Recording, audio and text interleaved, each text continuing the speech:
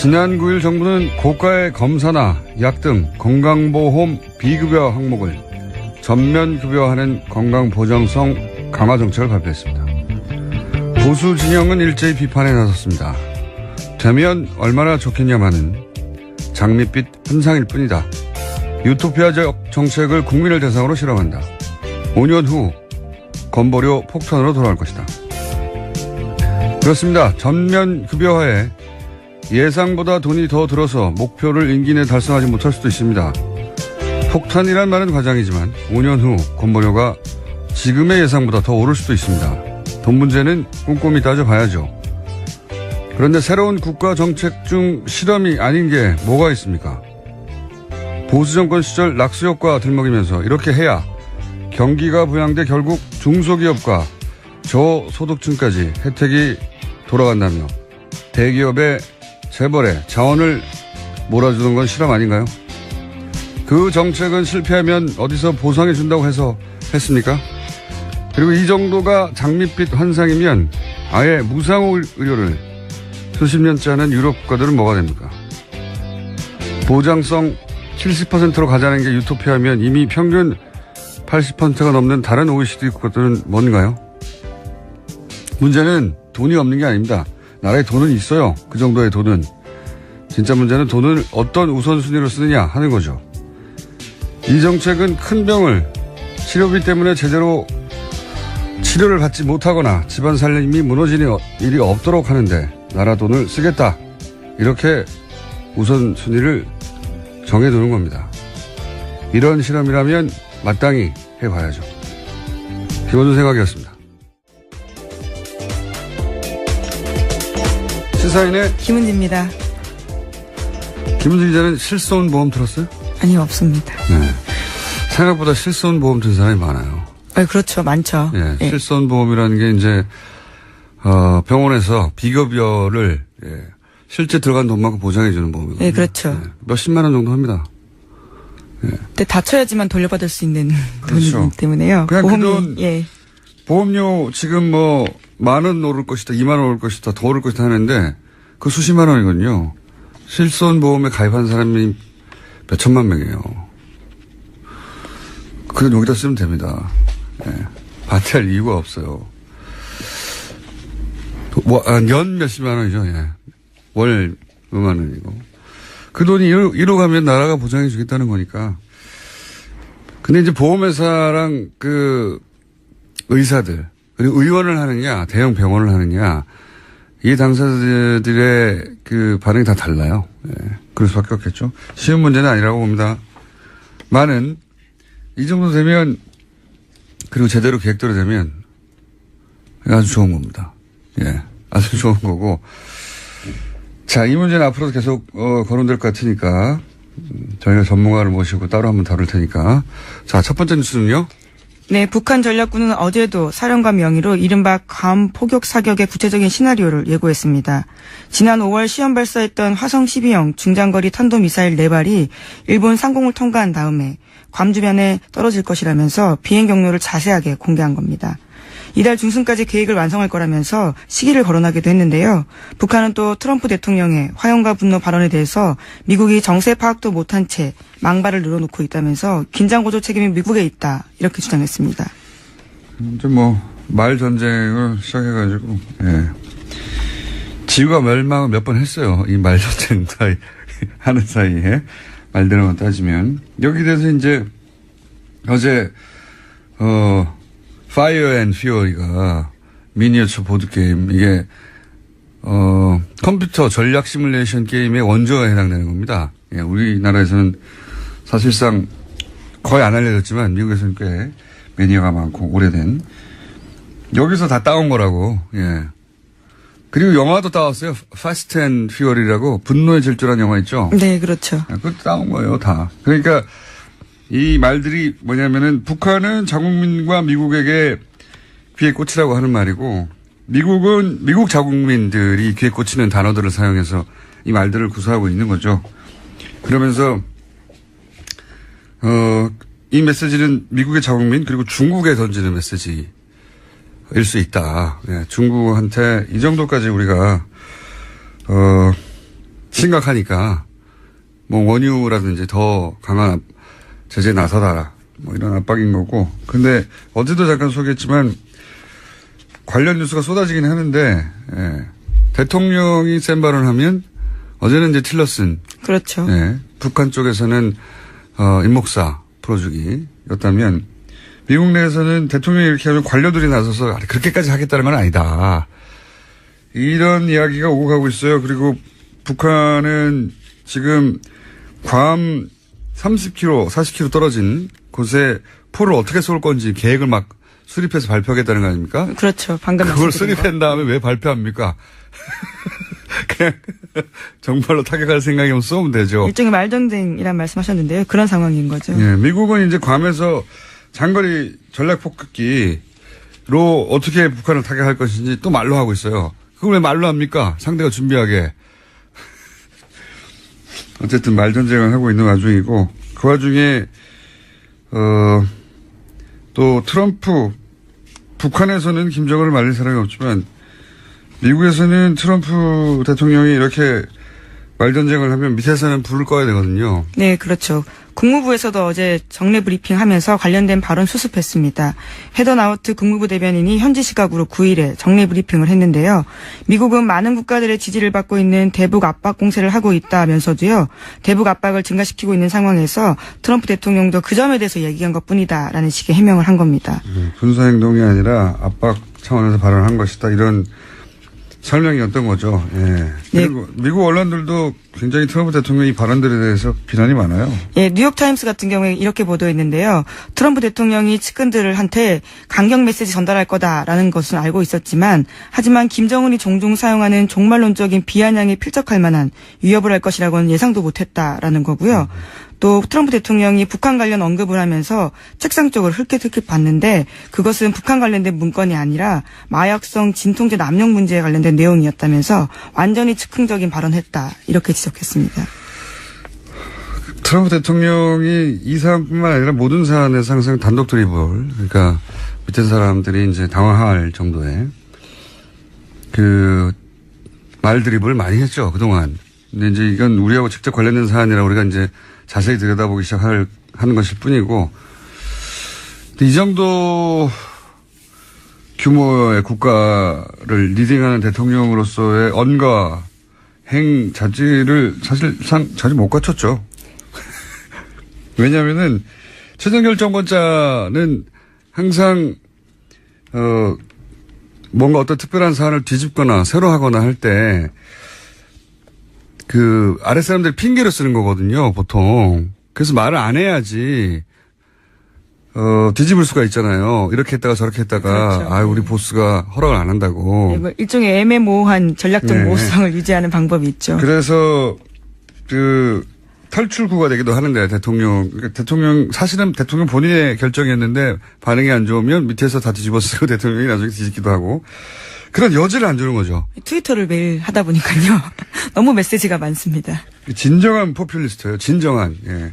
그 어떤 것도 생각하지 않고 본인의 인기를 중심으로 모든 사고를 해서 남이 그 공을 가져가는 게 싫은 거예요.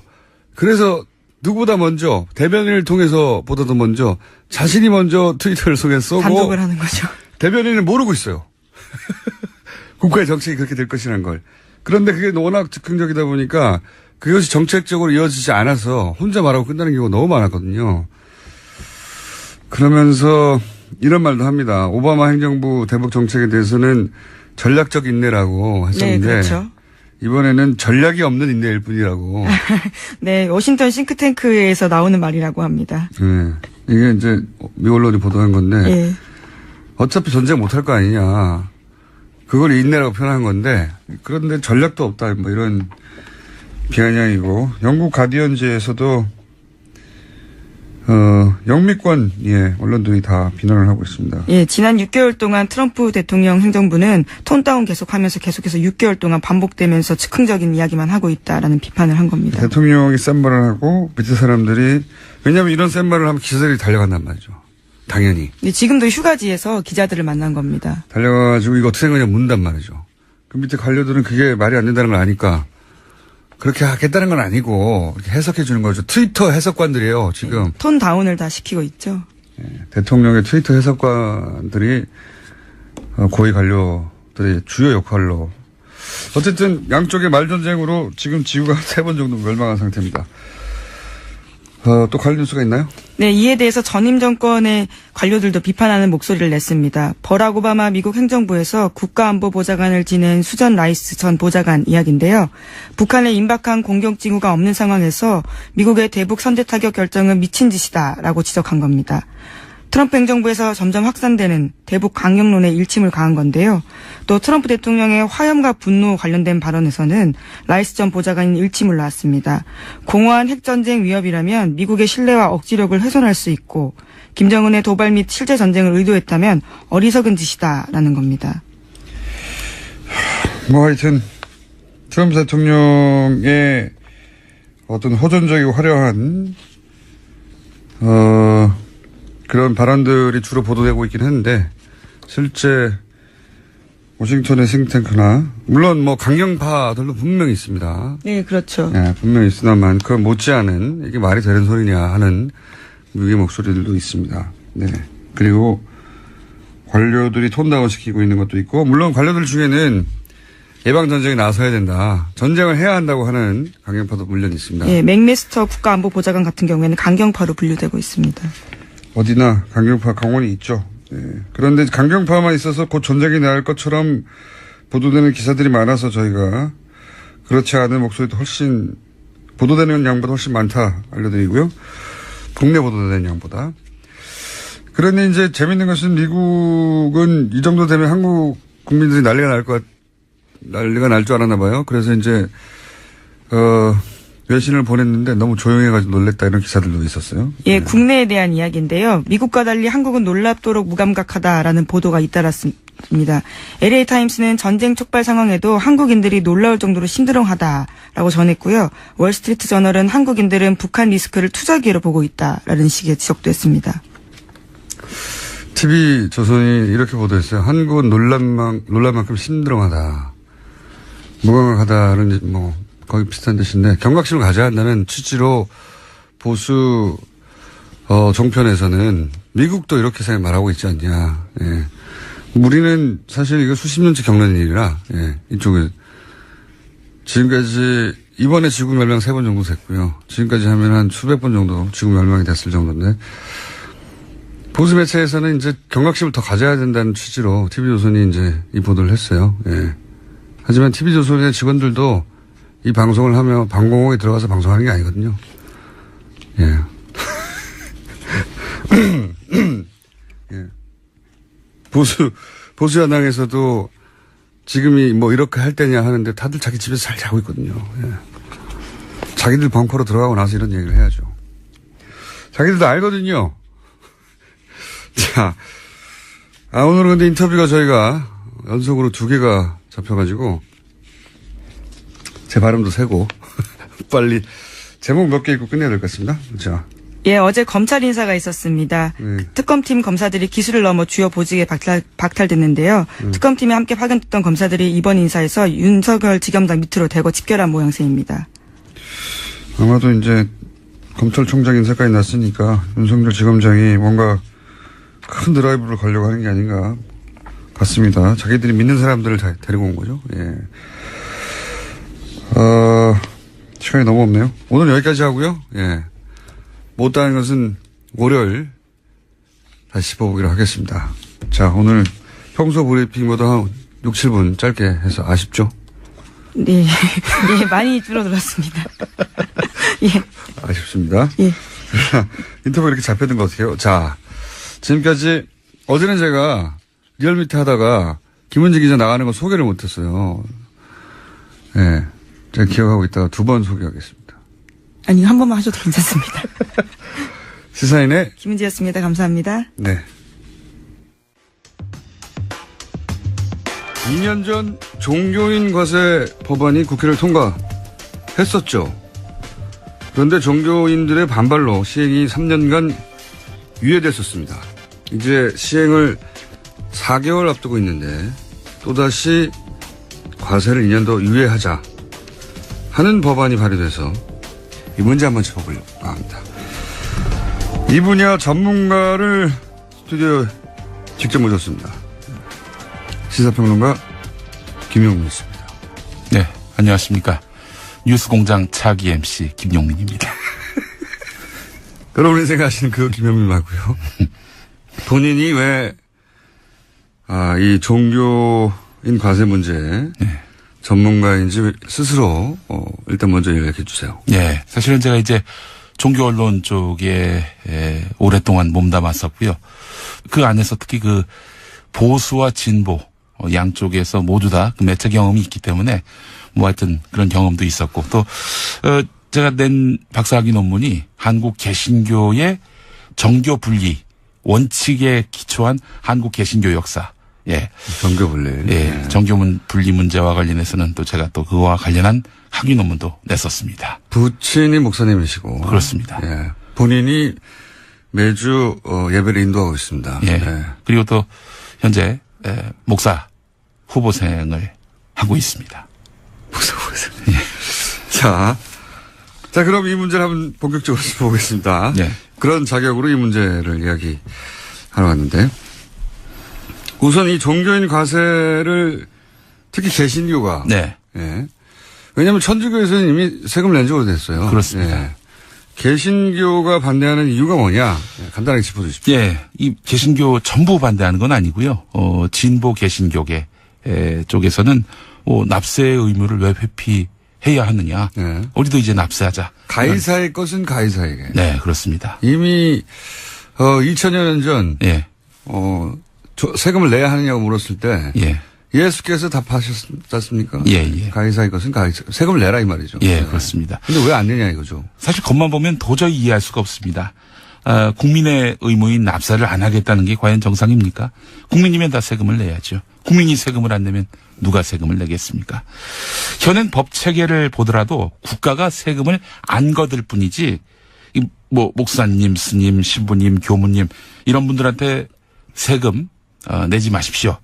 이런 내용의 법 조항이 없습니다. 그러니까 그냥 법에 근거 없이 봐주는 거잖아요. 지금. 그렇습니다. 네. 이게 일제강점기 이후로 봐주고 있는 양상인데 박정희 대통령 시절에 한번 거두려고 했었어요.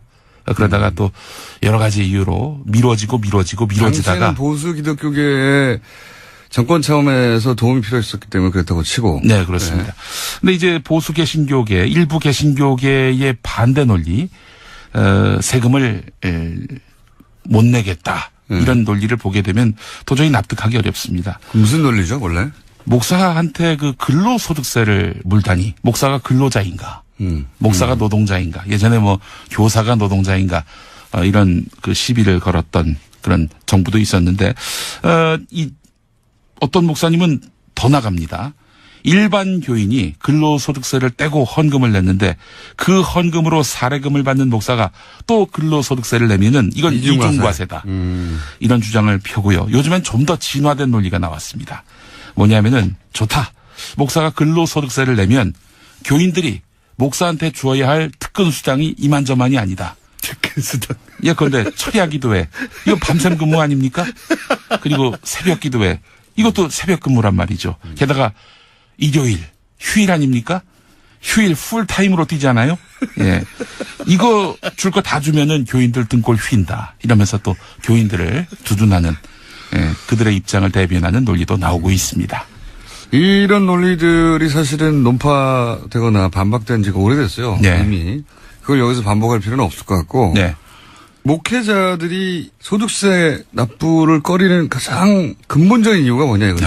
근본적인 이유가 잘 알려지지 않아가지고. 예. 그러니까 사실. 대부분 이런 특근수당 같은 굉장히 특이한 논리들이 되면 사람들이 웃는단 말이죠. 예. 웃긴 웃는데 진짜 이유를 모르니까 개신교 전체가 사실은 욕을 먹는 경우가 있어요. 그 무기 로비스트 일광그룹의 그 이태규 회장이라고 혹시 이름 기억하십니까? 압니다. 예. 네, 교회에 기부해가지고 예. 비자금을 처리했던 일명 클라라 회장이라고. 예. 이분이 예전에 그런 일이 있었어요. 지금 기독교 대한성결교회 본교회라는 교회의 장로인데 이 교회의 회사 간부가 본교회 목사의 동생입니다. 네, 이규태 회장은 이 교회에 헌금을 내는 척하면서 비자금을 조성한 혐의가 있어요. 헌금을 내고 그 헌금부터는 예. 헌금을 내는 순간부터는 이 블랙홀이에요, 추적이 안 돼. 블랙홀. 그죠. 추적이 안 되니까. 예. 그다음부터는 어떻게 돌려받았는지 모르는 거죠. 예. 그래서 교회를 이용해서 10년 동안 100억이 넘게 돈 세탁을 했다는 예. 그런 혐의를 받았고요. 말씀하신 대로 교회에 헌금을 내면 그 돈이 어디로 어떻게 돌아가는지 이 자금 흐름을 파악할 수가 없습니다. 또 하나 사례가 있습니다. 명성교회. 명성교회. 대한예수교 장로회 통합 측 교회인데 모릅니다. 아마 세계에서 그 사례는. 가장 큰 장로교회일 겁니다. 네. 저기 명일동 쪽에 있는데 여기 김사만 담임 목사가 1,000억대의 비자금을 조성했다. 라고 하는 이야기가 있어요? 이 주장을 제기한 언론인이 있습니다. 그리고 이 비자금을 관리하던 장로가 비관해서 스스로 목숨을 끊었다. 이런 주장입니다. 좀 무서운 스토리가 있네. 스스로 목숨을 끊은 건 사실입니다. 예. 그래서 이 주장을 제기한 언론인을 상대로 해서 교인인데 김사만 목사 쪽에서 고소를 했습니다. 네. 그래서 소송까지 갔는데 결과는 이 교인이 처벌을 받게 됐지만 법원이요 판결문에다가 1,000억보다는 적은 800억대의 비자금의 존재를 인정했습니다. 오. 예. 비자금 인정되긴 됐네요. 그렇죠. 목사의 비자금은 대도 800억밖에 안 되는데 왜 1,000억이라고 했냐. 이걸로 처벌받았어요? 그럼? 세부적인 내용은 이야기하면 굉장히 긴데 요컨대 목사의 비자금은 대부분 교회로부터 나왔을 것이고 교회 수입은 곧 헌금 수입 아니겠습니까? 그렇죠. 이렇게 네. 목사님이 또 딴 주머니 차시는 그런 일도 발생한단 말이죠. 네. 이건 자, 이제 유명한 사례들이고. 그렇습니다. 그러니까 지금 이야기의 방향성은 교회를 통해서 예. 우리가 모르지만 특히 뭐 대형교회가 돼야지 뭐 헌금 액수 그 정도 커지겠죠. 예, 그렇습니다. 일부 대형교회를 통해서 그런 검은 돈들이 흘러가거나 혹은 뭐 깔끔하지 못한 돈들이 있을 수 있다. 예. 있을 수 있다. 그 헌금이 불투명한 자금 흐름 또 심지어 범죄에까지 오용되는 현실이 만연해 있음을 알 수 있는 거 아니겠습니까? 목사님도 모를 수도 있어요. 뭘 모르냐면 예. 헌금은 헌금이지 거기에 꼬리표가 붙어 있지 않잖아요. 예, 그렇죠. 그러니까 그 돈이 애초에 어떻게 형성됐는지 모를 수 있고 네. 다만 목사님이 모를 수 없는 부분이 뭐냐면 그거를 헌금하고 끝나버리면 네. 그 현금이죠. 네. 근데 이게 돌아갔다는 얘기잖아요. 예.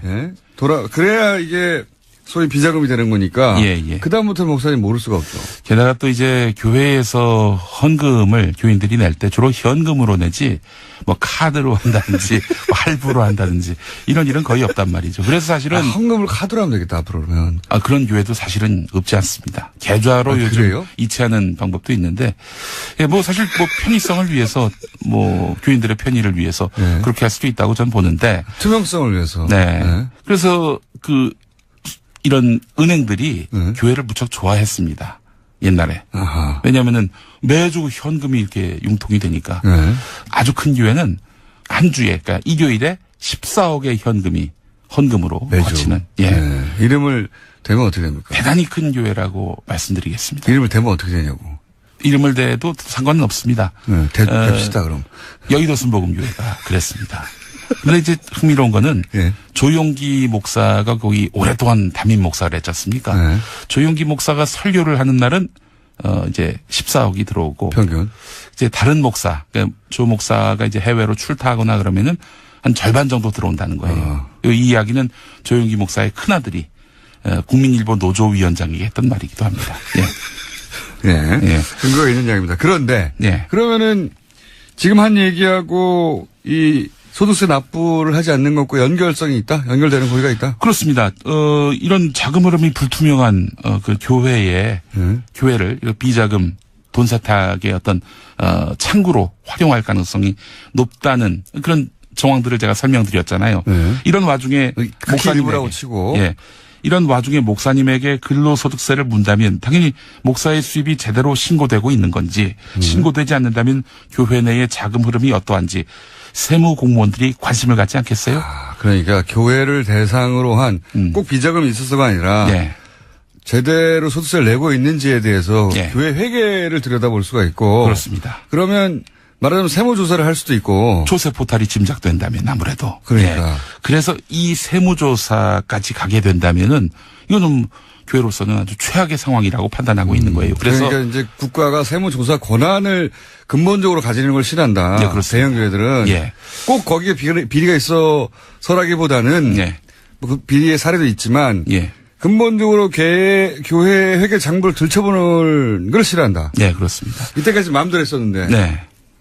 그래서 사실은 이제 이 보수적 기반의 교회 연합단체장들이 하는 얘기가 목회자 과세는 교회를 파괴하려는 음모가 있다. 이렇게 주장하고 있는 겁니다. 아니 세금 내면 되죠. 사실 여의도 순복음교회 조용기 목사 같은 분은요. 이미 1973년 여의도 순복음교회가 여의도로 왔을 때 그전에 서대문에 있었는데요. 73년 올 때부터 본인을 포함해서 소속 부목사들 전원이 다 근로소득세를 내고 있습니다. 자, 여기서 이제 오해 소지가 있으니까 모든 교회가 무슨 기부 헌금을 통해서 비자금을 조성했다는 게 아니라 예. 대형 교회에 그런 사례가 있었고 네. 그리고 목사님들이 근본적으로 대형 교회의 경우에 예. 싫어하는 것은 교회의 살림을 남들이 들여다보고 예. 그리고 자신의 어떤 돈 씀씀이 이게 올바로 쓰였는지 아닌지 예. 를 국가가 들여다볼 수 있는 권한을 가지는 게 싫다. 예. 세금 일부 내는 게 싫은 게 아니라 그렇습니다. 그게 더 근본적이다. 예, 예. 큰 교회일수록 네. 큰 교회일수록 돈 씀씀이가 복잡할 수 있죠. 예. 예. 설명하기도 싫은 거고 그게. 그래서 뭐 여러분들 뭐 이런저런 그 교회의 추문들 나오는 거 보면 되게 돈 얘기 아닙니까? 자금 흐름이 투명했다면은 이런 일들이 거의 없었겠죠. 자, 거기까지는 어느 정도 이해했어요. 예. 또 대형 교회 지금 계속 거론하는 게 대형 교회 중심인데. 예. 대형 교회에서 반론이 있으면 저희가 얼마든지 받아들입니다. 예. 모든 대형 교회가 그렇다는 게 아니고 모두 다 비자금이 있어 그렇다는 얘기는 전혀 아닙니다. 예, 뭐 그 교회 안에서도 보수 교회 중에서도 이렇게 여의도 순복음교회 같이 보수로 좀 분류되는 측면이 있지 않습니까? 이렇게 납세의 의무를 이행하는 교회도 분명히 있다는 점을 말씀드리고요. 자, 그러면 정치인들이 한 30명 가까이 네. 유예하자는 법안 발의에 동참했는데 뭐 대부분 기독교인들이겠죠. 예. 이거는 아무래도 본인 표를 의식한 거겠죠? 아무래도. 그렇습니다. 김진표 의원이 지금 총대를 메고 있는데 네. 이분이 그 수원중앙 침례교회 장로입니다. 예. 구체적이기도 하라. 예. 재미있는 부분이 네. 뭐냐면은 그 네. 교회에 남경필 집사도 다니고 있습니다. 두 분이 지난 2014년 네, 지방선거 때 경기도지사 예. 그 후보 간 경쟁을 원래 벌이지 큰 않았습니까? 교회는 이렇게 양쪽 다 다녀요. 예. 거기 표가 많아서. 그렇습니다. 예. 예. 김진표 의원이 이제 사실은 굉장히 개신교계 입장을 대변해 왔던 총대를 맨 분이군요. 예, 그렇습니다. 지금 이분이 지금 문재인 정부의 인수위원회 위원장 격인 국정기획위원장을 맡았지 않았습니까? 국정기획위원장을 맡았을 때도 종교인 과세 문제에 대해서 신중해야 한다 이런 입장을 표명했다가 논란이 있었고요. 결국에는 이제 문재인 정부가 종교인 과세 계획대로 이행하겠다 이런 입장을 밝혔어요. 그래서 자. 이번에 국회의원으로서 시행 시기를 또 미루는 그런 법안을 제출한 거 아니겠습니까? 그러면서 이 법안 유예한 다음에 종교시설은 세무조사하지 못하게 하자는 그런 종교인 납세를 관리감독할 교계단체를 따로 만들자. 예. 이런 주장도 했어요. 그러니까 그렇습니다. 이게 연결되는 거죠. 세무조사가 무섭다는 게. 예. 일반인들은 사실은 잘 모르는 대목인데. 예. 교계 이렇게 대형교회 중심으로 세무조사를 세무당국이 종교단체는 하지 못하도록 하자. 예. 이런 주장을 하고 있어요, 실제로. 예. 그래서 그런 주장이 받아들이지는 않았지만 하고 있다는 거죠. 이런 건 어때요?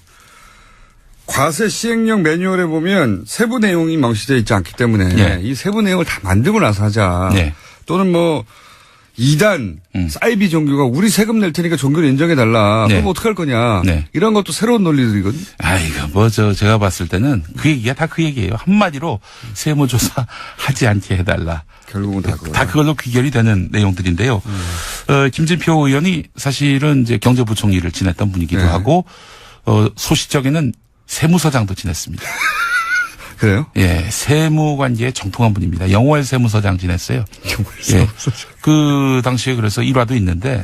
그래서 더더욱이 또 이런 총대를 매게 됐구나. 그렇습니다. 그 맥락을 잘 알고 있는 거죠. 그래서 교계가 지금 무엇에 대해서 반대하고 있는지. 그래서 저는 김진표 의원이 종교인 과세 자체를 반대한다고 보진 않습니다. 다만 그 시기를 유예하면서 그 그러면서 사이에. 그 안에 교계가 반발하지 않을 만한 그런 시행 규칙을 만들어서 예를 들어서 종교기관에서 뭔가 이 조세 포탈에 그런 냄새가 난다. 그럴 경우에는 세무서가 직접 가서 세무조사하는 것이 아니라 종교기관 예컨대 보수 개신교계 같은 경우에는 뭐 한기총이라든지 이런 단체 혹은 뭐 교단에서 실제적으로 종교인 납세 조세 포탈한 것이 있는지 판단하게 만들고 그렇게 해서 결국엔 납세하게끔 만드는 중재기관을 두자. 이런 이야기를 하고 있는데 글쎄요. 이거는 뭐 말이 안 된다고 보는 게요. 예.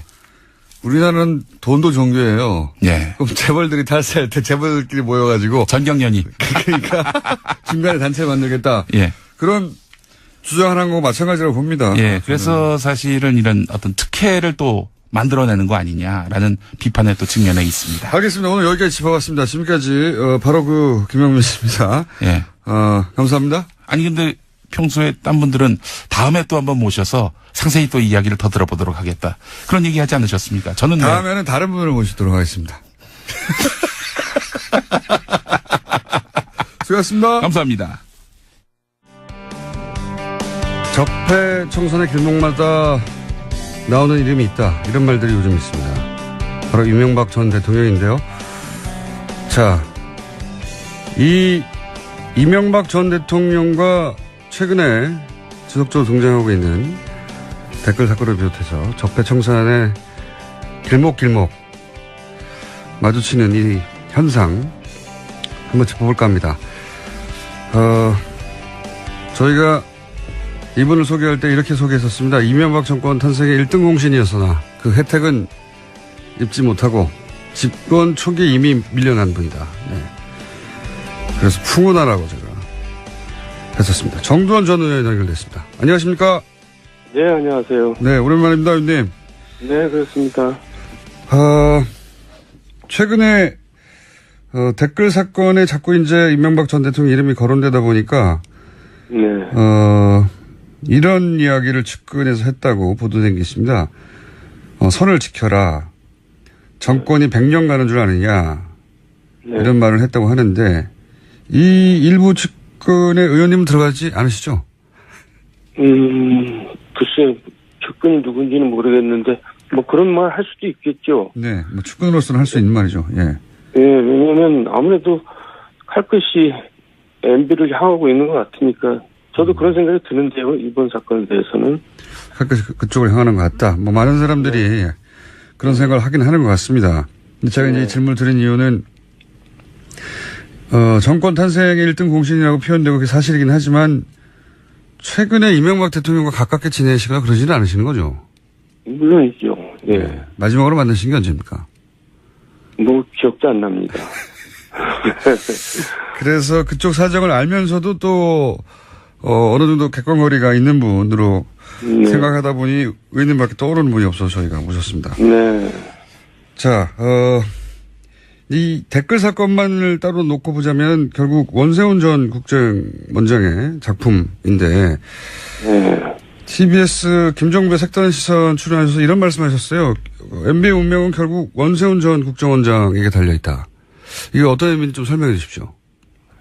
그러니까 이제 그 선에서 끝났는지 네. 아니면 진짜 정권 차원에서 한 건지 이제 수사를 하지 않겠어요? 예. 그러면 원세훈 전 원장 입장에서도 그동안에 이제 형도 살았고 또 앞으로 또 살아야 되고 네. 이것까지 또 덧붙여지면 또 많이 살아야 되는데 이게 부담스럽겠죠.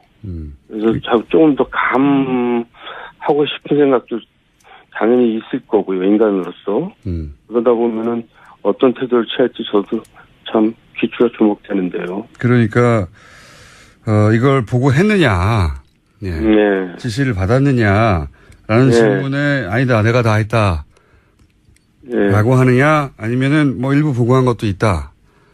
따라서 만약에 이제 일부 보고했거나 알고 있었다 이렇게 얘기가 되면 결국은 이명박 전 대통령까지 갈 수밖에 없을 것이다. 그래서 운명이 거기 달렸다. 이렇게 말씀하신 거죠? 그렇죠.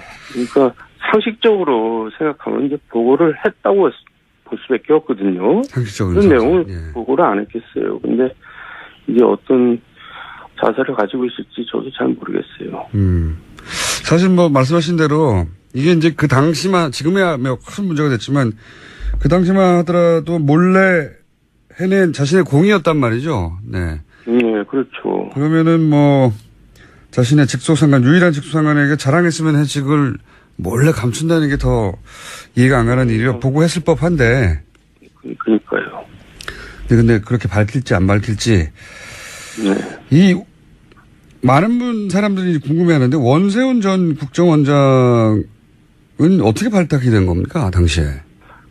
그러니까 저하고 이제 제가 서울시 부시장 할 때 그 상수도 사업소장도 하고 경영관리실장도 하고 이제 서울시에 쭉 있던 분이에요. 예.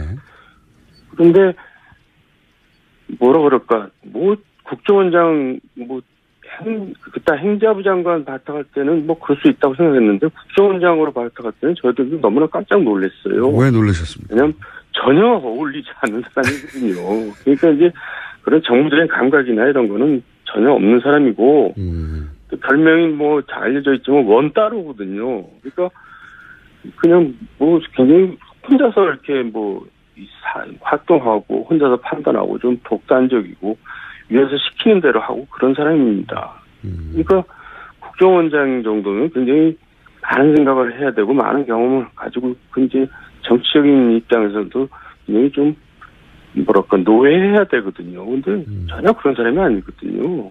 근데 어떻게 발탁이 됐죠?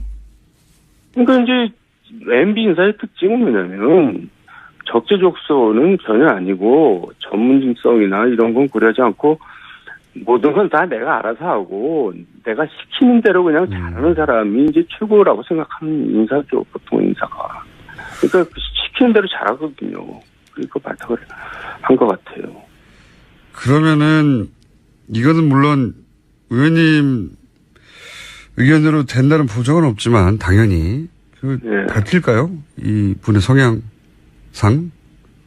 글쎄요. 근데 어쨌든 그런 걸 떠나서요. 예. 국정원장이 이제 좀 전에 얘기했지만 뭐 정치 공작을 하려면 수준이 있는 공작을 해야지. 키끝에 사람들 모아놓고 댓글이나 달고 앉았고 이게 진짜 남의 나라 국정원 그런 기관에서 보면 얼마나 웃기겠어요. 저것들은 진짜 되게 한심한 나라다, 뭐 한심한 기관이다 그렇게 생각할 거 아니에요. 저는 그런 점에서 정말 창피하다고 생각해요. 정치에 뭐 국내 정치에 개입하는 것도 뭐 잘못된 거지만은 그 수준이 웃긴다 이거죠. 맞습니다. 네. 그렇게 생각하시는 분들 많았고. 근데 이제 일부 측근이 그 100년 가는 줄 아느냐. 라고 말한 대목은 아마도 이것을 정치 보복이라고 봐서 이런 반응을 한 것 같습니다. 그러면서 이제 가만히 있지 않을 수도 있다. 이런 말도 했거든요. 가만히 안 있으면 뭘 어떡하겠어요. 힘도 하나도 없는 사람들이. 그러니까 그런 이제 얘기는 뭔가 겁에 질려서 하는 얘기인 것 같고. 예. 그리고 저는 정치 보복이라는 측면도 분명히 있다고 생각합니다. 그러니까 지금 여권이나 친노 이제 이런 입장에서는 얼마나 한이 맺혀 있어요. 그 당시 MB 정부 시절에 이제 노무현 대통령이 추사 갔다가 돌아가셨잖아요. 그러니까 한이 있죠. 저는 정치 보복이라는 면도 당연히 있다고 생각합니다. 뭐 단어 선택의 문제인데 물론 그런 감정 가진 분들이 분명히 있을 수 있죠. 예. 네. 근데 이제 보복이라고 하면은 이제 법적인 문제가 없는데 만들어서 뒤집어 씌우는 거 아니냐 이런 뉘앙스가 깔려 있다면 어쨌든 법적인 문제, 불법이 있었으면 그런 감정이 있다고 그냥 봐줄 수는 없는 거 아니겠습니까? 물론이죠. 그러니까 이제 그런 게 깔려 있다는 뜻에서 한 얘기고요. 네. 근데 또 MB가 굉장히 신중하고 치밀하고 굉장히 뭐랄까 의심도 많은 사람이라서 그렇게 쉽게 또 이렇게 걸려들지는 않을 거예요. 제가 볼 때는. 쉽지 않을 것이다. 네, 그 양반이 그냥 자국을 남기고 그러는 사람이 아니거든요. 자국을. 의원님이 당하실 때도 그랬나요? 자국 없이. 아니, 평소에 이제 무슨 그런 뭔가 좀 부담스러운 일이 있을 때는 본인이 책임을 안 지려고 이제 굉장히 밑에다 책임을 전가시키려고 뭐 이렇게 많이 해요. 평소에도. 예, 그러니까 이제 뭐 그런 입장 곤란한 일 같은 게 벌어질 때는 뭐 이렇게 보고를 할 때 아무 얘기를 안 하고 뭐 알아서 하든지 말든지 뭐 이런 식으로 항상 이제 내가 언제 하라 그랬어? 이제 뭐 이런 거죠. 문제가 되고 나면 항상 그렇게. 저도 그런 거 많이 겪어봤기 때문에 아하. 이렇게 쉽게 이렇게 걸려들 것 같지는 않아요. 그렇다면 네. 뭐 아주 많은 사건들이 있습니다만 그리고 그 중에는 이명박 대통령 혹은 그 측근들은 아주 억울하다고 하는 사건도 있을 수 있는데 네. 이거는 아마 점점 진행될수록 석연치 않은 구석들이 많이 나올 것이다 이렇게 생각하시는 대목도 있어요. 예를 들어서 뭐 롯데 혹은 뭐 자원외교 예. 혹은 본인이 생각하시는 여기가 좀 어렵다 하는 대목이 있습니까? 사건? 그러니까 사자방, 사대강, 자원외교, 방산 이쪽은 박근혜 정부 때 뒤질 만큼 뒤졌거든요. 박근혜 정부가 이명박 정부에 대해서 굉장히 뭐라 그럴까 정말 호의적이지 않고 거기도 뭐 정치보복적인 성격이 많았거든요. 수사를 하면서. 근데 이제 나오지 않았으니까 그걸 뭐 지금 와서 캔다 해서 저는 별로 나올 것 같지는 않고요. 다 턴지는 않은 것 같긴 한데 어쨌든 그렇게 생각하시고 예. 예, 다만 롯데 이제 타워 부분은 롯데 괜찮은 점이 많죠. 그때 굉장히 청와대 차원에서 전방위적으로 압박을 가했거든요. 공군이나 이런 군에 대해서. 저 기무사령관, 경호실장까지 동원되면서 그냥 막 군인들을 회유 설득하고 뭐 그랬거든요. 이 사안은 의원님이 좀 자세히 아시지 않습니까? 뭐 많이 알려져 있죠. 실제로 그렇게 했으니까요. 그러니까 군이 반대하는 것을 기무사부터 여러 기관을 동원해서 군을 압박해가지고 찬성하도록 만들었다. 예. 거기까지는 어느 정도 알려져 있고 의원님도 주장하셨고 그런데 이제 그냥 롯데가 좋아서 이뻐서 그런 게 아니라 원래 이명박 대통령 스타일상 주고받는 게 있지 않았겠습니까? 그렇게까지 했다면? 아니 그러니까 그거를 이제 투자 활성화 차원에서 그걸 했다고 그러는데 투자 활성화 차원에서 하는데 뭐 이렇게 청와대가 나서서 국가안보실까지 나서서 이렇게 압박을 가고 그러냔 말이에요. 그건 좀 심한 거죠. 뭔가 무리를 한 거죠. 그렇게까지 무리를 했던 이유는 뭐라고 추정하셨습니까? 그때 당시? 그러니까 이제 거기까지만 얘기하겠습니다. 제가 내용 증거도 없이 얘기를 하겠어요. 하여튼 그때 당시 이거 단순한 투자 활성화 때문에 이렇게까지 하는 거는 너무 이상하다 이렇게 생각하셨다는 거죠? 네, 그 너무 이상했어요. 네. 뭐가 뒤에? 심했어요. 네. 그렇다고 뭐 뒤에 정확한 거래가 어떻게 있었다라고까지는 말할 수 없지만 여기는 이상하다. 그걸 제가 어떻게 알겠어요. 그걸 저한테 알 정도로 하겠어요. 그때는 이미 최측근이 아니셨기 때문에.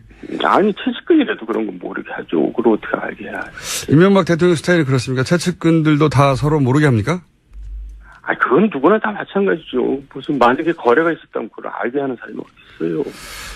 이명박 대통령이 예를 들어서 혼자 다 하진 않았을 거 아닙니까? 누군가 시켰을 거 아닙니까? 이런 일들 누가 했나요? 모르십니까? 짐작이 가는 사람이 있지만 그것도 제가 한번 얘기할 수는 없죠. 짐작이 가는 사람이 있긴 있으시군요. 네. 그거는 저희 스튜디오에 나올 때 따로 한번 얘기해 주세요. 네.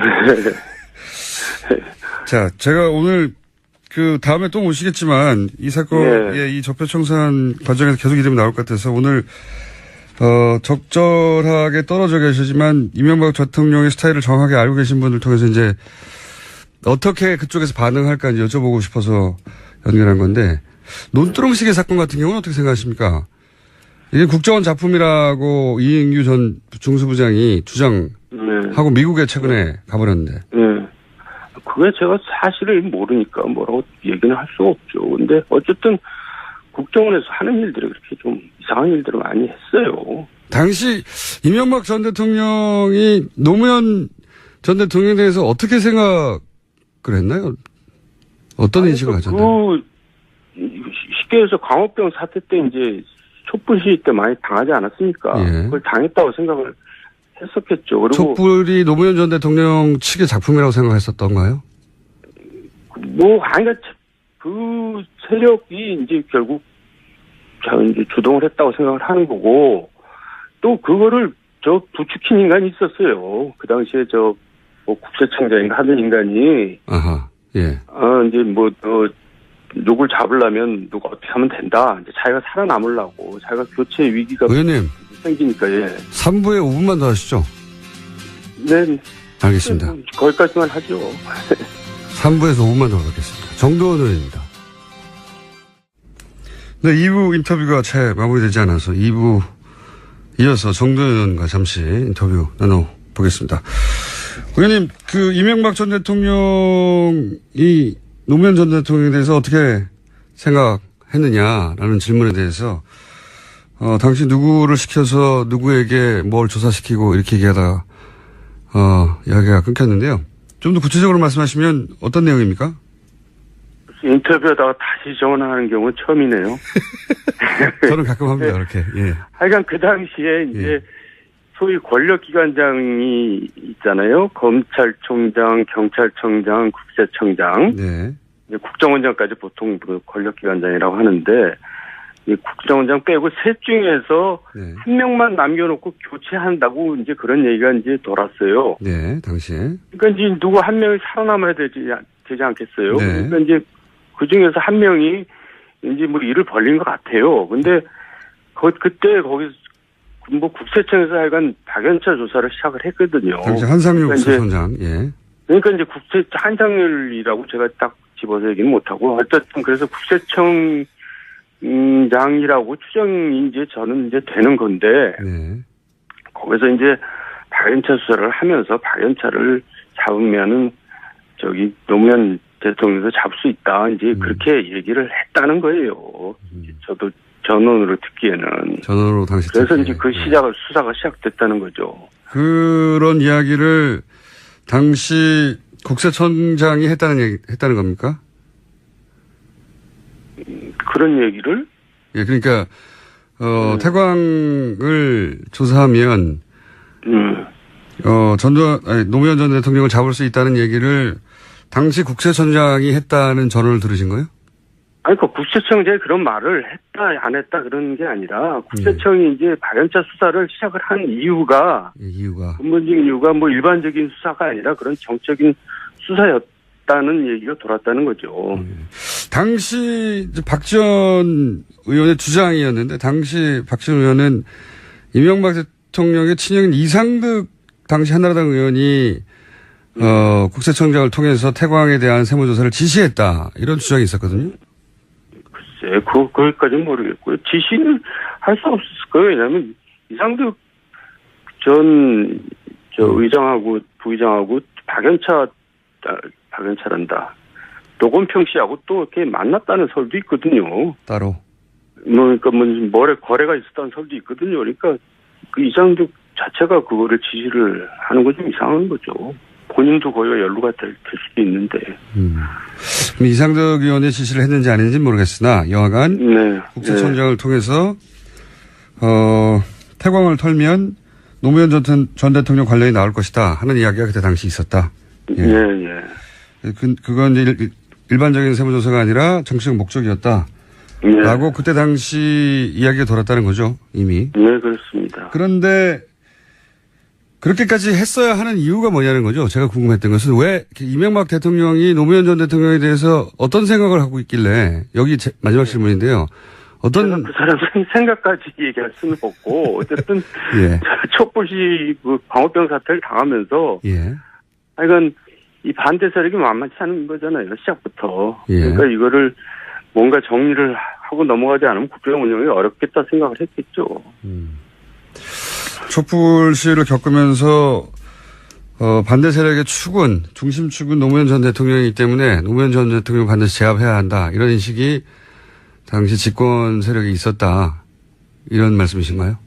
뭐 그런 추측을 해본다는 거죠. 추측을. 그런 얘기를 그 당시에는 들으셨다는 거겠죠. 예. 알겠습니다. 오늘은 여기까지 하고요. 저희가 네, 그래요. 의원님 자주 모실 것 같은데 아까 혹시 누워서 인터뷰하신 건가요? 아니에요. 지금 아침 너무 일찍 일어나가지고. 예.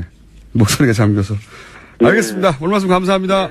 네, 감사합니다. 지금까지 정도원 전 의원이었습니다. 네, 한상률 전 국세청장 혹은 박연차 회장 반론권 저희는 언제나 보장하고 있습니다. 자, 저희 장기 프로젝트입니다. 최순실과 재산 추적 프로젝트. 쇼미더머니 안원구 전 대구지방국세청장 나오셨습니다. 안녕하십니까? 안녕하십니까? 지금 방금 정두원 의원과 전 의원과 나눈 이야기는 안원구 청장님과도 매우 밀접한 관계가 있죠? 그렇습니다. 결국은 여기서 출발해서 청장님이 저기 가셨지 않습니까? 그렇습니다. 정두원 의원님 듣고 계시면 언제 한번 같이 뵀으면 좋겠습니다. 네. 말을 맞춰보거나 당시 상황을 맞춰볼 게 많으시죠? 그럼요. 지금 말씀하시는 내용이 거의 다 맞는 것 같고요. 제가 경험한 것이 있으니까 같이 맞춰보면 충분히 그 퍼즐이 다 맞춰질 것 같습니다.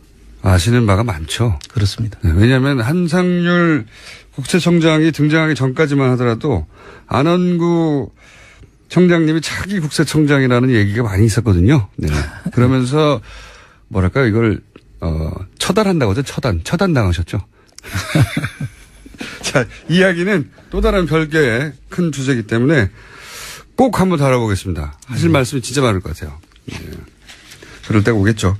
자, 오늘은 지난 시간에 시작만 하고 마무리를 못한 게 뭐였냐면 최순실 일가가 그러면 종잣돈이 어디서 나온 거냐. 원래 대단히 가난했다고 그렇습니다. 가족들이 여러 차례 여러 방식으로 얘기했는데 어느 날 보니 갑부가 되었어요. 그래서 종잣돈의 출처를 구분을 해보자면 1970년대 구급봉사단 그리고 유경재단, 정수장학회 그리고 영남대학으로 이어지는 재단들 그리고 박정희 전 대통령의 비자금 이것은 이제 미 의회에서 만들어낸 프레이즈 보고서에 근거한 금액들 그리고 이제 월남 파병 용사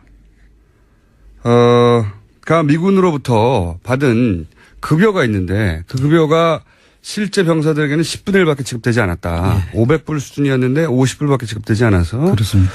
이 돈이 어떻게 된 건지 알려달라고 당시 월남 파병 용사들이 소송을 진행하고 있다. 여기까지 했고 이건 이제 세부적으로 좀 들어가서 그렇다면 구국봉사단이 어떻게 재산을 확보했는가의 사례로 안양 땅 의혹이 있다. 요 얘기를 하다가 끊어졌어요. 그렇죠. 요 좀 구체적으로 얘기를 해보죠. 이런 식으로 했다고. 지금 말씀하신 그 안양 땅이 이제 원래는 경기도 소유였죠. 그 경기도 소유였던 땅을 그 구국봉사단이 이제 등기부상으로 우리가 추적을 해보면 구국봉사단으로 넘어갔고 그 구국봉사단이 신모 씨라는 분 방산업을 하던 분인데 그분한테로 넘어갔고 그 신모 씨가 다시 이모 씨 외에 1628명에게로 이제 넘어가는 과정이 이제 등기부상으로 나타납니다. 그런데 그 과정이 너무나 이상한 부분들이 많은데 어떻게 이상합니까? 그 이제 신모 씨라는 분이 구국봉사단에서 등기를 넘겨받기 전에 전에 신모 씨가 이미 그 이모 씨 외 1628명에게 양도를 하는 계약서를 작성합니다. 거래 흐름으로 보자면 지자체가 구국봉사단의 땅을 팔고 구국봉사단 땅을 신모 씨라고 하는 개인에게 팔고 신모 씨는 개인 1628명의 땅을 파는 흐름인데 그런데 지금 말씀은 구국봉사단이 신모 씨에게 땅을 팔기 전에 그러니까 신모 씨는 자기가 그 땅을 가지게 될지도 모르는 상태에서 등기부상으로는 그렇죠. 모르는 상태에서 이미 1628명과의 계약서가 존재했다. 그렇습니다. 이 기획부동산이 원래 비슷한 흐름 아닙니까? 이제 그러니까 전부 다 이제 서로 미리 사전에 각본이 짜져진 거죠. 그렇죠. 그러니까 이제 팔 수도 있었고 사실은 등기가 없는 상태에서 계약을 한다는 건 사기지 않습니까? 너무 위험한 일이라서 돈을 안 내죠. 그렇죠. 당신 뭐 등기부 등본으로 넘어오지도 않았는데 어떻게 믿고 계약서를 쓰고 돈을 주냐 이렇게 할 텐데. 그렇죠. 그래서 근데 그 신모 씨랑 분하고 다시 이모 씨가 다 최태민 씨와 이 구국봉사단하고 연계가 돼 있습니다. 아, 원래 다 알던 사이다. 알던 사이로 돼 있고 이 신모 씨라는 분은 강산업을 하신 분인데 이 신모 씨가 그 취득하는 등기를 넘기는 과정에서 그 자금원이 그 당시에 이분이 운영하던 그 강산이 침수가 돼 가지고 그 당시에 이제 강산에서 지원한 운영 자금하고 그 빌린 돈이 있지 않겠습니까? 네. 그거를 연기를 해주고 예. 빌린 돈을 지원해주는 그 운영 자금을 특별 운영 자금이라고 해서 예. 지원되는 그 시점에 그 땅을 소유를 하게 됩니다. 그 등기를. 의미가 뭡니까 그러면? 그러니까 돈은 이미 다른 데서 주기로 돼 있었고 예. 그 돈을 가지고 이 땅을 산 것이죠. 아. 그러니까 서로 다 이미 그 지원은 신모 씨가- 정부에서 받은 거겠네요. 그렇습니다. 아하. 그러니까 신모 씨가 사실은 무슨 돈으로 또 땅을 샀느냐. 그럴 그렇죠. 때 그 시점이 신모 씨가 정부로부터 지원받을 돈이 있었는데 네.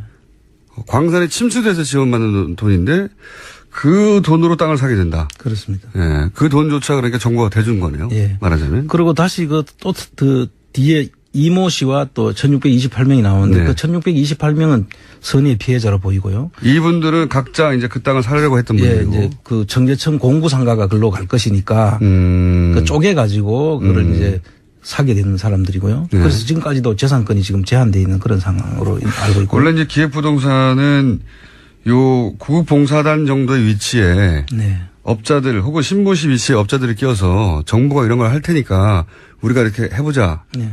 작전을 짜는 건데 이거는 다 같이 한 편인 거군요, 지금. 1628명을 제외한. 예. 그 이모 씨라는 분은 그 여기서 나온 분이 아세아 농산 그리고 아세아 중석의 그 인물로 보입니다. 아세아 중석 소유주로.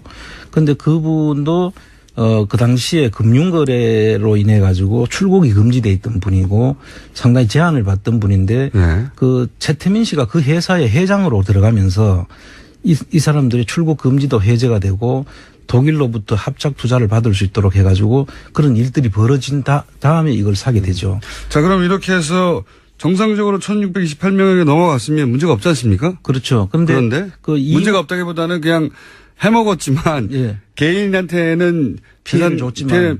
개개인한테는 피해 없이 1628명한테 갈 수 있었던 땅인데 네. 중간에 누가 해먹었다 하더라도 근데 이 1628명이 자기 재산권을 행사하지 못하고 있어요? 예, 지금 현재 그린벨트로 돼 있고 일부가 이제 수용이 돼서 예. 그 보상을 받은 사람들이 있고 일부. 나머지 분들은 아주 상당수의 많은 분들이 그 땅이 그린벨트로 묶여가지고 예. 지금까지 40년 이상 지금 재산권 행사를 못하고 있는 아주 그런 억울한 그런 관계로 있습니다. 그러면 이 1628명은 40년 동안 재산권을 행사하지 못할 걸 모른 채 있었죠, 지금까지. 모른 채 토지 대금을 왕창 넘겨주고 예.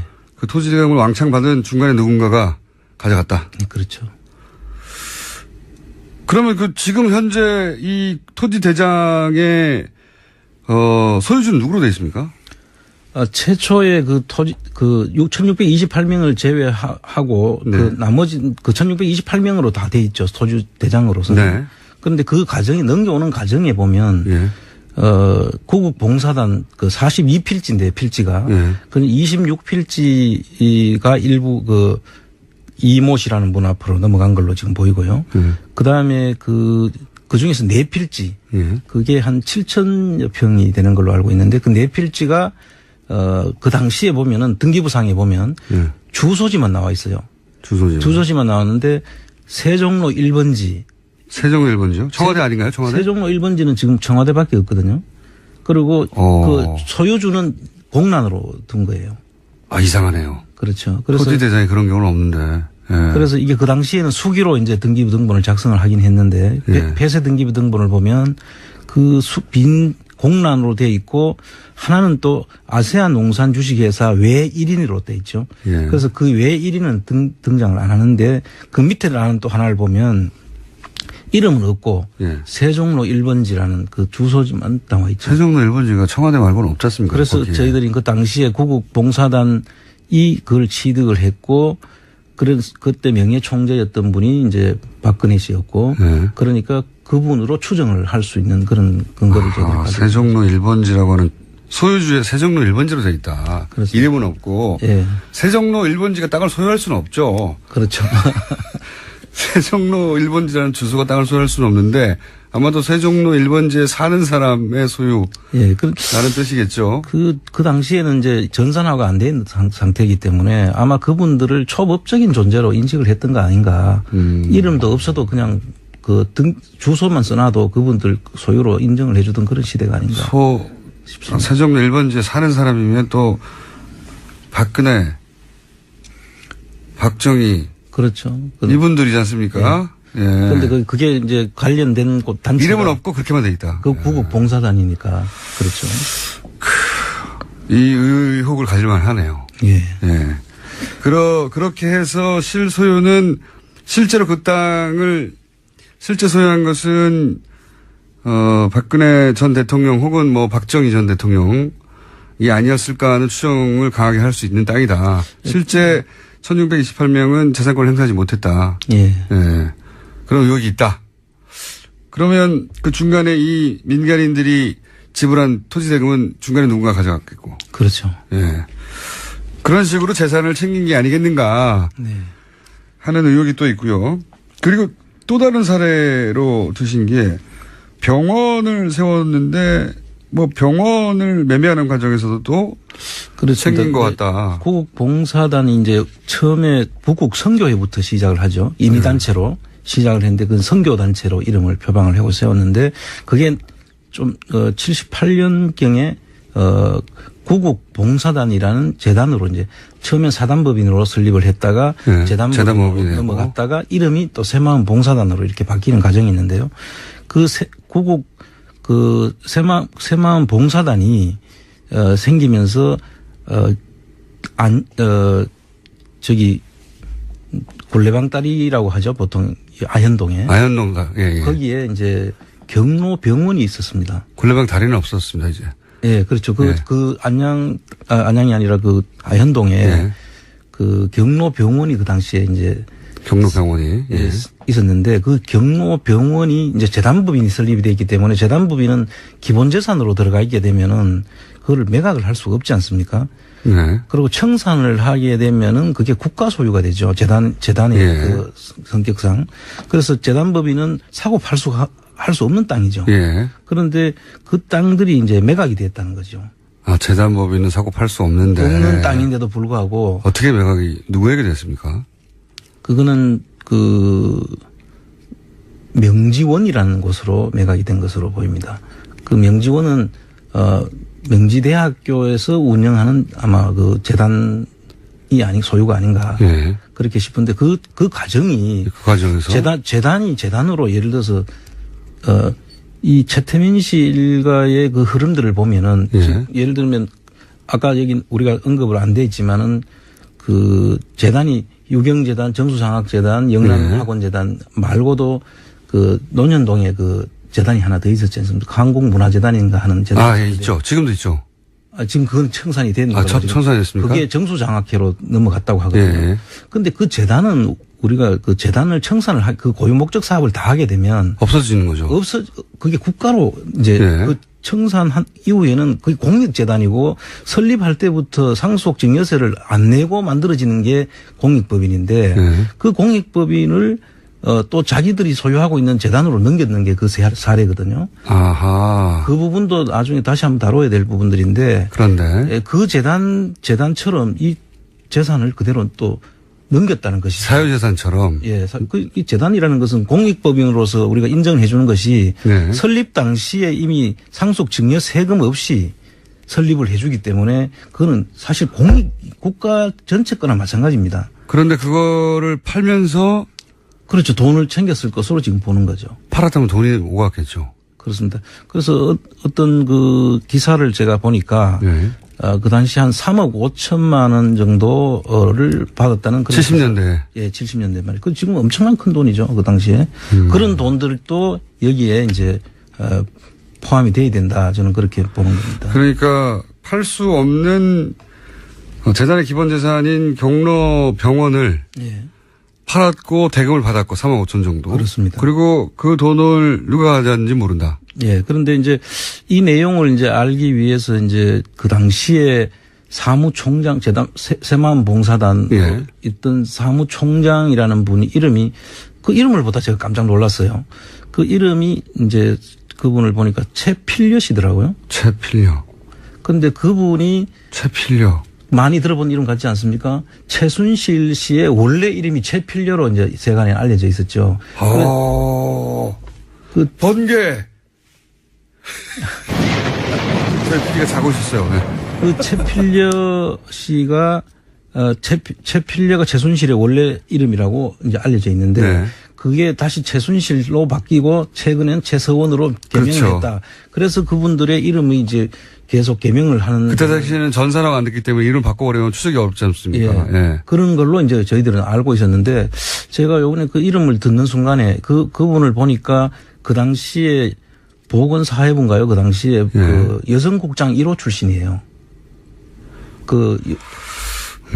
그래서 그 이름이 최필려 씨하고 최순실 씨 이름을 혼동한 거 아닌가. 아니면 그 이름을 써야 될 이유가 있었거나.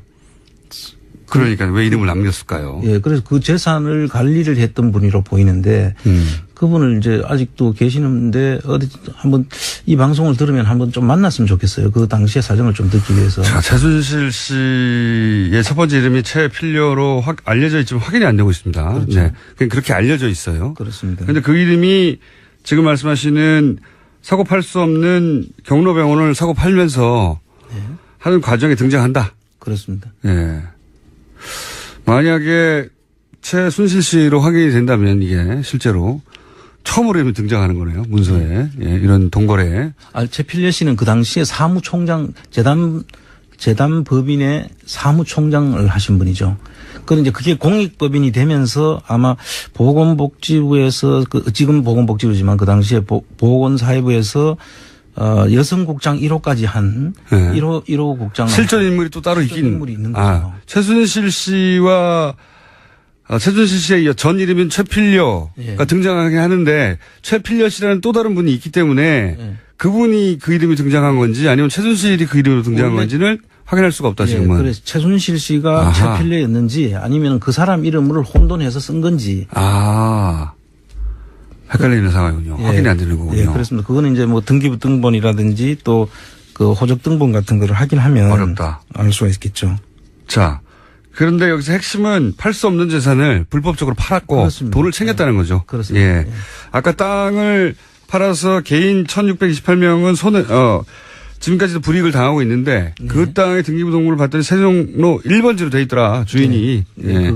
그거 하고 이런 식으로 그 과정에 등장하는 돈들을 누군가 가져갔다. 누군가는. 예. 그리고 이제 그 땅뿐만 아니고 지금 구국봉사단이 뭐 가졌다는 것은 부산에도 땅이 있었다는 이야기가 있고 인천에도 있었다는 이야기가 있고 뭐 여러 군데 그 등장을 합니다. 그래서 그런 부분들은 이제 앞으로 좀 더 많은 제보와 저희들이 또 더 많은 찾아야 되겠죠. 70년대에 구국봉사단이 어떤 식으로 재산을 챙겼는가, 이익을 받는가, 그때 급작스럽게 재산이 늘었다고 하니까요. 그 중에, 청장님이 일부 의혹이 많다라고 확인하신 사례들 두 가지를 소개했고, 그러니까 재단을 통해서, 지금도 이번에도 그렇지만 재단을 통해서 어떻게 재산을 증식하거나 해먹거나 하는 경우가 많았던 거예요. 예, 이분들의 그 지금까지 해온 이력이 그렇죠. 그 재단법인을 보면 재단에 보면은 그 재단 재산은 기본 재산과 보통 재산으로 나뉘지 않습니까? 그 기본 재산은 절대 팔 수도 없고 손을 댈 수가 없는 그런 재산인 반면에 보통 재산은 그 운영 재산을 운영할 수 있는 자금으로 우리가 쓸 수 있는 그런 재산인데 K 미르 사건 때도 보면은 최초에는 기본 재산을 그 보통 재산을 1로 이제 하기로 했다가 최순실 씨가 그걸 바꿨다는 거 아닙니까? 그 보통 재산을 8, 기본 재산을 2 이렇게 해서 빼먹기 쉬운 구조로 바꾼 거죠. 돈을 쓸 수 있는 구조로 바꿔놨죠. 빼먹기 쉬운 구조로. 예. 그럼 유경재단도 재단하면은 유경재단 아닙니까? 예. 가장 유명한 게 유경재단도 지금 이런 식의 불법적인 재산 증식의 주요한 채널 이라고 볼 수 있겠네요. 예, 그렇습니다. 이제 구체적인 사례들이 또 있습니까? 예, 유경재단은 좀 상당히 참 많은데요, 얘기할 게. 그 유경재단은. 오늘 맛보기까지 하고 다음 주 이어가야 될 것 같아요. 아, 그렇습니까? 네. 유경재단은 그 당시에 이제 69년도인가요? 유경수 여사가 돈을 1,000만 원을 내놓고 그 처음에 이제 그 재단이 만들어지는데 그 뒤에 실제 지금 현재 형성되어 있는 재산들은 대부분 서울시와 이제 그 기부금으로 형성된 겁니다. 이게. 네, 처음엔. 그래서 이제 지금 현재 뭐 재산이 1조 원이 넘는다라고 지금 하지 않습니까? 유경재단의 재산이 부동산이나 가치나 따져보면, 부동산 가치나 따져보면 1조 원이 넘는다고 하죠. 예. 예. 그 1조 원이 넘는. 1조 원이 아니라 뭐 그보다 훨씬 넘는다고 얘기했더라고요. 그 재산은 전부 다 그 서울시와 다른 기부금으로 그 형성된 재산이 애초에. 한 99%가 되죠. 예. 그래서 그런 부분들이 박정희 대통령, 그리고, 그 일가는 여기 돈을 한 푼도 낸 적이 없어요. 이제 최초에 1,000만 원은 낸 걸로 되어 있습니다. 그 1,000만 원을 제약을 한 푼도 낸 적이 없어요. 그 뒤에는 한 푼도 낸 적이 없고 모든 운영과 그런 것들은 국가기관이나 또 기부금으로 전부 충당을 해왔고요.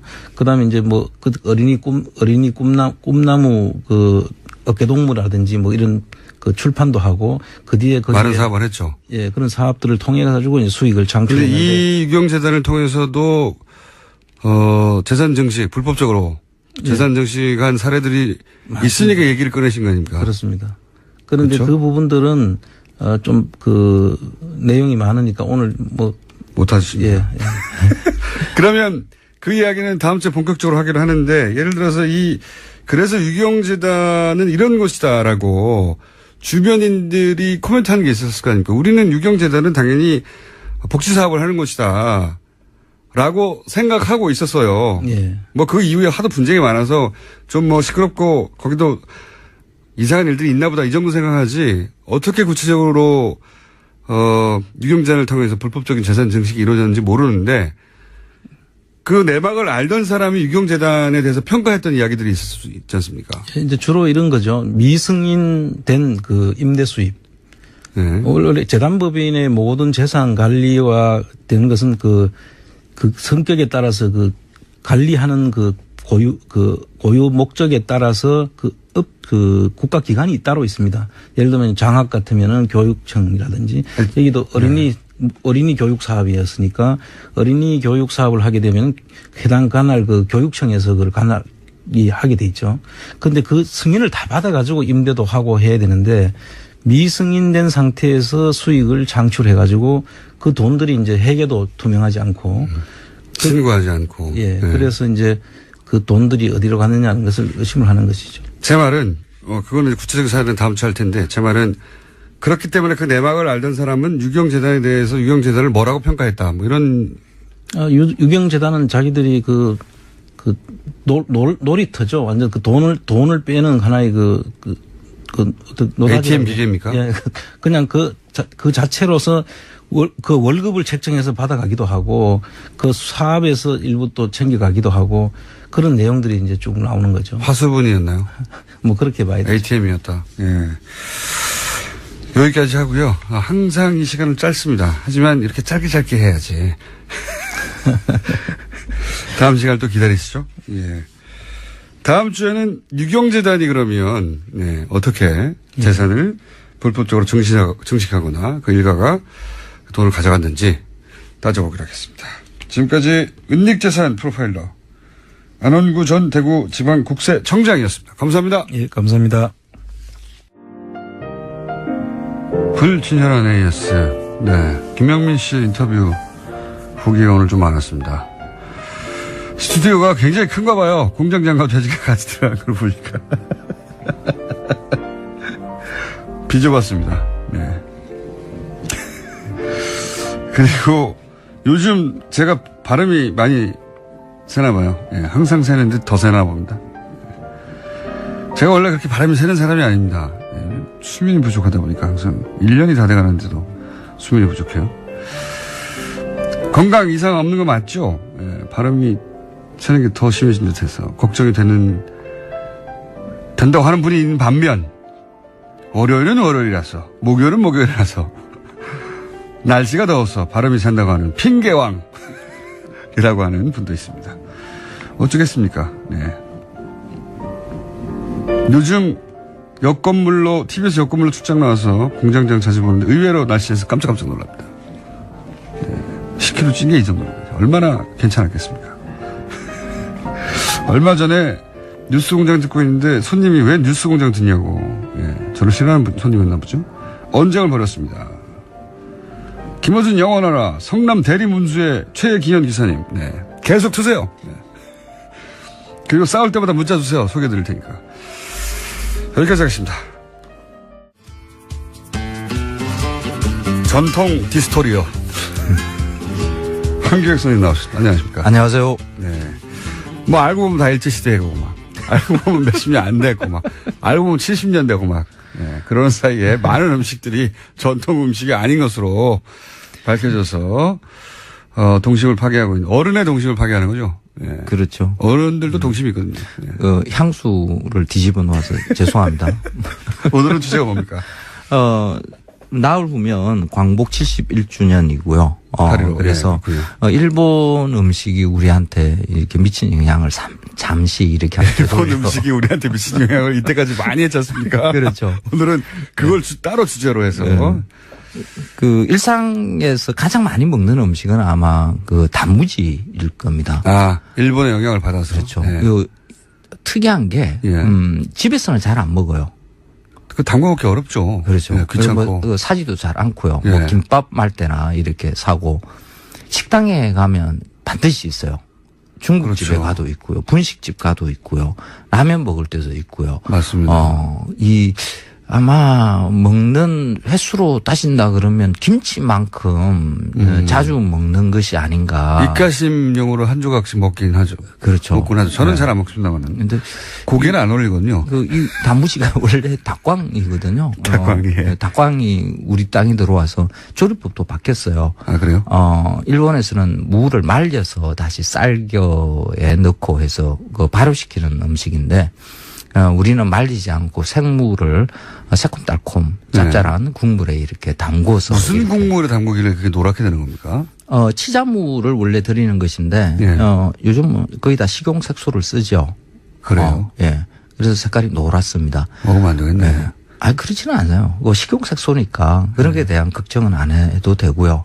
근데 그 닭광이. 그래도 그게 자연스럽게 난 색깔이 아니라 색소를 넣어서 만들어냈다는 거 아닙니까? 그렇죠. 예. 예. 싫어요. 그런 거 걱정하면 안 됩니다. 그 식약처 어쨌든. 믿어야 됩니다. 그래서, 우리 김치가 일본으로 넘어가서 기무치가 된 것에 대해서 우리는 많이들, 뭐 이렇게. 우려하고, 예. 자존심 상해하고, 예. 근데 일본 사람들은 닭광이 우리한테 넘어와서 단무지로 이름도 바꾸고, 조리법도 바꾼 것에 대해서 이렇게 뭐라 그러지는 않는다라는 게 아마 그 문화적인 그 우월감 같은 거 이런 것들이 일본 사람들이 더 강한 거 아닌가 이럴 때 그래서 가끔씩 김치를 기무치라고 부르고 자기식대로 레시피를 멋대로 해서 바꾸어서 먹는다라는 것을 우리가 일본 사람들한테 말하는 것 자체가 오히려 자존심 상하는 일일 수 있다. 저도 동의합니다. 예. 예. 그래서 전 세계 음식 중에 안 그런 게 어디 있습니까? 그렇죠. 전 세계 음식점이 다 다른 나라 가면 그 나라 방식으로 변하게 마련인데. 그 나라 음식이 되는 거죠. 예. 우리는 닭광을 우리는 단무지로 받아들이고 우리 멋대로 식용색소를 넣어서 먹고 있습니다. 레시피 예. 바꾼다 이렇게 보면 되고요. 김밥도 그 중에 일본의 영향을 받은 것인데 김밥을 일본의 영향을 받은 것이다 그러니까 많은 사람들이 굉장히 기분이 우울해해요. 우리는 뭐 김밥 천국이며 뭐 이러면서 뭐 김밥집이 굉장히 많잖아요. 예. 그게 당연히 우리 거여야 되는데 그게 일본 거다. 먼저 일본에 김밥 천국 같은 거 없거든요. 그렇죠. 그리고 뭐 김이 옛날에 뭐 삼국시대 문헌에도 등장하고 뭐 이런다. 예. 김은 이 동북아시아의 자연에서 다 존재하거든요. 그러니까 일본에서도 중국에서도 한국에서도 먹었겠죠. 근데 그 김을 사각 모양의 종이처럼 이렇게 만드는 기술이 있어야 이제 김밥이 쌓여지겠죠.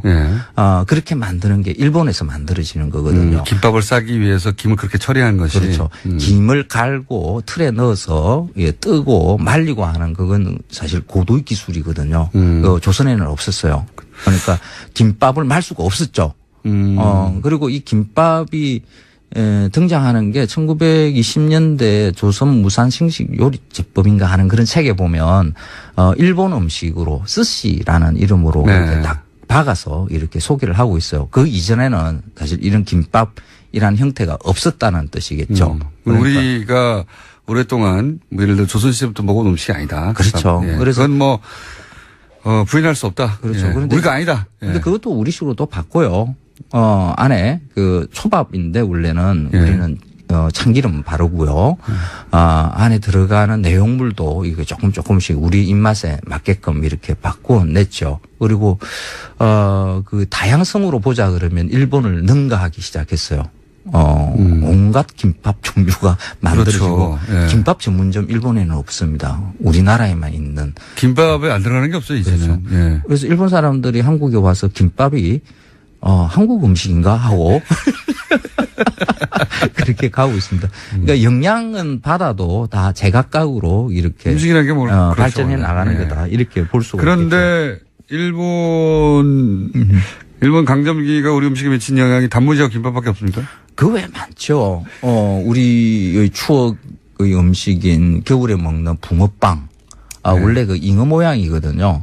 근데 잉어 모양의 틀을 잘 만들지는 못해서 어떻게 붕어로 우리가 바꿔 이렇게 먹고 있습니다. 그래서 그것도 원래 일본에서 가져온 거고요. 국화빵. 이거는 진짜 가슴이 좀 찌릿찌릿해요. 국화는 일본 그 왕각의 문양이거든요. 그렇죠. 그래서 그 왕각 문양으로 찍힌 빵을 우리는 추억의 음식으로 가지고 있는 게 그렇고요. 뜯어 먹는데요, 뭐 어때요? 그럴까요? 어디 모셔놓는 것도 아니고 뜯어 먹는데요, 뭐. 뭐 단팥빵. 우리 빵집에서 보고 있는 거의 빵들은 거의 일본에서 만들어진, 그러니까 서양에서 일본화한 빵을 우리가 다시 우리가 들어갔다. 먹고 있는 거죠. 뭐 그 외에도 뭐 찾아보면 많겠죠. 예. 그 일제 36년의 기간이 우리 음식에 미친 영향은 어마어마하죠. 그 까닭은 그 조선에서는 그냥 농업사회였고요. 예. 일본 일제강점기로 넘어가면서 이제 산업이라는 게 조금씩 만들어지면서 그렇죠. 일본이 근대화를 우리보다 훨씬 일찍 받아들였으니까요. 그렇죠. 속으로부터. 그래서 예. 노동자가 만들어지면 당연히 음식을 사 먹는 외식 산업이 예. 만들어지는 거거든요. 그래서 일제강점기에 만들어지는 여러 외식의 상품들은 일본의 영향을 크게 받을 수밖에 없었던 우리는 거죠. 식당이라고 해봐야 주막 정도였지 그 상업화된 그 전문적인 종목별 식당이라는 게 없었으니까 그렇죠. 그전에는. 그렇죠. 예. 그래서 이 음식의 변화는 뭐 그렇다. 뭐 일제 영향들이 이렇게 많이 있었다 그러지만은 가끔씩 가다 보면 이게 정신의 영향도 좀 걱정을 해야 되는 거 아닌가 이런 생각. 3분 남았습니다. 그 부분이 뭔지 3분 만에 설명해 주십시오. 우리가 그 동화로 일본의 아름다운 동화로 읽고 있는 우동 한 그릇이라는 유명한 동화죠. 네. 예. 뭐 감동적이라고. 예. 청소년들이 반드시 읽어야 되고 뭐 연극도 영화도 만들어지고 뭐 이러는 것인데 이 원래 제목은 이제 소바 한 그릇이라는 소바. 예. 아하. 그 소설이 처음 이렇게 시작돼요. 스달 금음에는 북해정에는 밥 빠진다 뭐 이러면서 시작하는데 스달 금음에 우동집은 밥 빠지지 않거든요. 일본 사람들은 스달 금음에는 소바를 먹어요. 메밀국수. 메밀국수를 먹으면 그 다음 한 해가 잘 그런 전통이 있다. 예. 그런 거죠. 원래 제목이 소바 한 그릇이에요. 예.